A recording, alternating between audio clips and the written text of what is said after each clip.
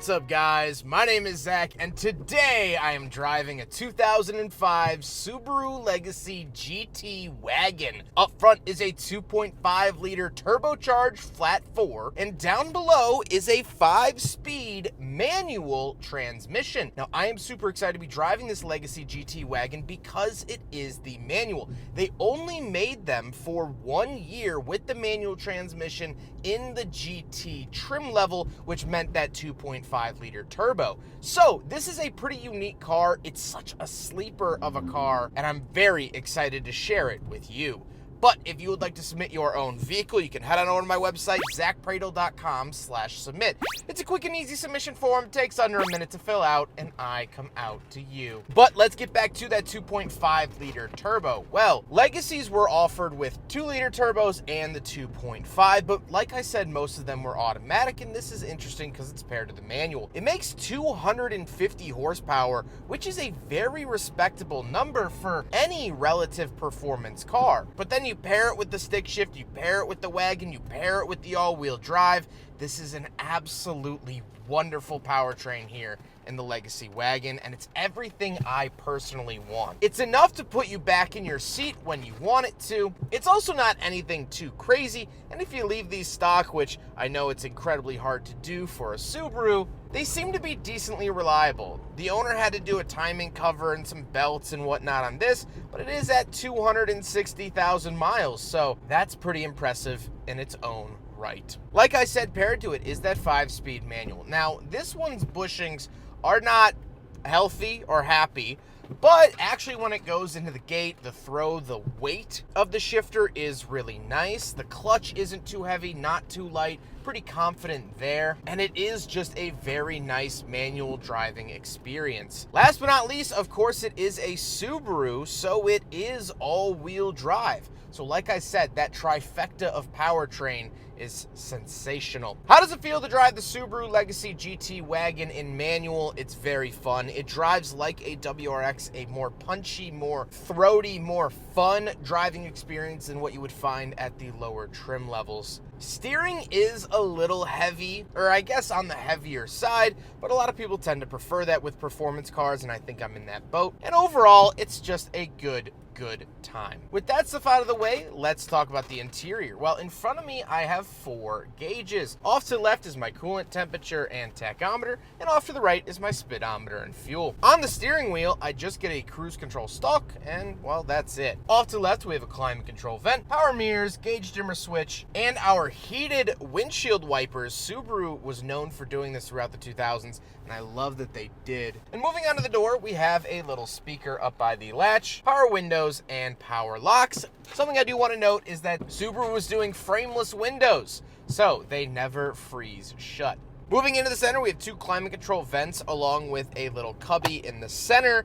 Back in high school, this used to store our Bluetooth transponders. And down below, we have our outside temperature and digital clock. There's also a CD player and hazard switch down below with the radio. Very typical run-of-the-mill radio for the mid-2000s. And like I said, in high school, we just had a Bluetooth dongle. So there's that. However, interestingly, this does have dual-zone climate. Subaru has never really been too up or too forward with their features. And so dual-zone climate is a really nice option to have here in 2005 in a non-luxury car. There's an ashtray and cigarette lighter down below, and the shifter, I think the shifter looks okay. It's not as cool or as presentable as the STIs of the era, but of course this isn't an STI. This is just a sporty trim of a mom car, and so no crazy shift knob, and that's okay. Then we do have heated seats, so along with that dual zone climate, we also get heated seats. Love to see that. And some cup holders, so we will do a big friggin' bottle test.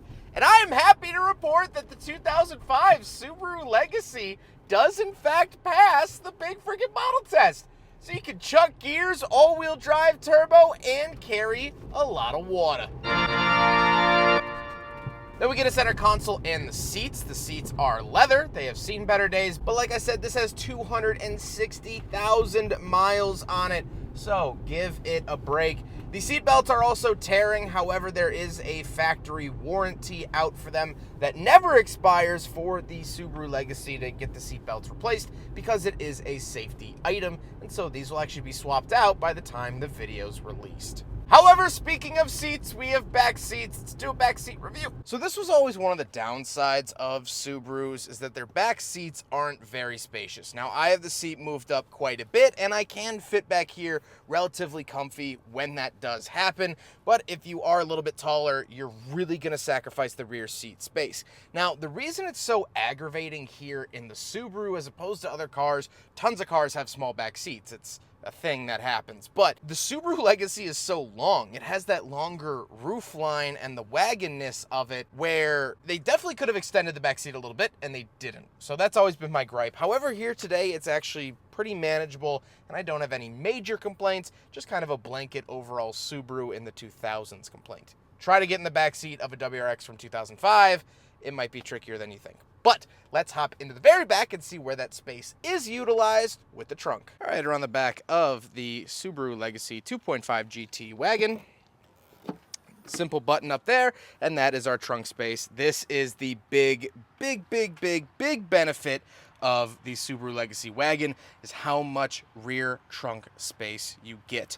Absolutely wonderful. There are spots for privacy covers if you would like them. There's Subaru Matte has seen better days, but it's still functioning. And we can pull this up. We have some spots for tools and whatnot down below. So all of this wonderful space for traveling, groceries, pets, whatever it might be, paired to a 2.5 turbo stick shift and all-wheel drive is a big victory here today. Now we gotta talk about the looks, and I do think that this is a handsome car through and through without a doubt, but this is peak macaroni styling for me as well. It's a little blobby, it's not very sharp, but I have so much nostalgia with vehicles like this because one of my very close friends growing up, shout out to Nick, had a red Subaru Legacy GT wagon when we were in high school. His was automatic, but that was one of my first experiences of just riding around in a car right when we got our license and driving around with no point. And so I spent a lot of time in that red Subaru Legacy. It was one of the first cars I ever photographed and started this weird little Instagram account called Shooting Cars,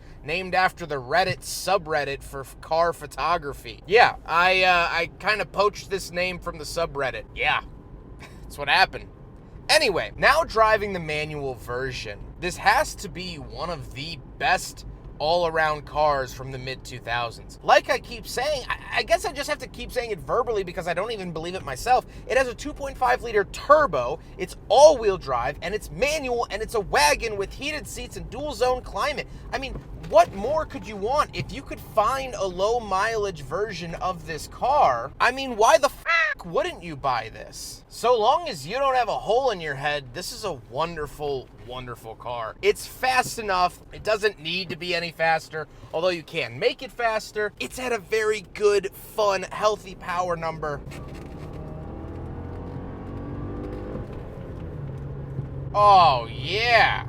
I'm having fun, I'm smiling, I get to enjoy it and hear the turbo and roll through the gears, but I'm not getting myself in too much trouble, I'm not really breaking any speed limits, and so it's just great. And in the wintertime, there's nothing I want to be in more than a Subaru with their symmetrical all-wheel drive. It is just the best car all-wheel drive system that you can find. It really, truly is, especially in this era. I get to roll my own gears. I get to feel engaged. I get to have a relationship with the car and say, hey, I would like this gear. And then the car goes, yes, of course, here's that gear. And I get to downshift and rev match and feel good. And I also get to stall it. I get to dump the clutch and make it all jerky because that's what keeps me human. That's what keeps me on my toes. And that's why I love the manual cars. You cannot have great, wonderful manual transmission downshifts without also accepting the clunkiness and the stalling and the jitters. It's part of the thing. It's part of the story. You have to take the yin and the yang, the good and the bad, the PB&J. I could go on and on and on about this lovely Subaru Legacy, but I have things to do today, and you do too. So